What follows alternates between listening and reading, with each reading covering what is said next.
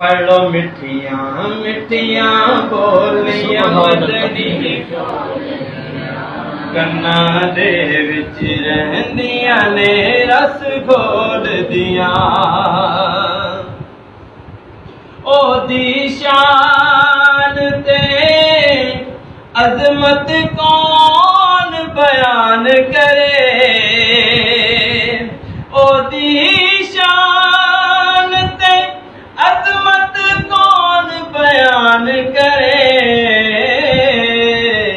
कंकरा जी दे नाल इशारे बोल दिया कंकरा जी दे नाल इशारे बोल दिया कन्ना दे विच रहंदियां ने रस घोल दिया और सोने बाजो कुछ भी नजर आंदा नहीं सोने बाजो कुछ भी नजर आंदा नहीं फिर जद मैं भी कुरान दे वर्के खोल दिया जद मैं भी कुरान दे वर्के खोल दिया कन्ना दे विच रहंदियां ने रस घोल दिया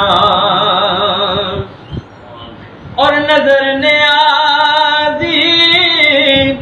जिस ते होवे सोने दी नजर ने आदी जिस ते होवे सोने दी फिर ओ नहीं किसे मैदान दे अंदर डोल दिया वो नहीं किसे मैदान दे अंदर डोल दिया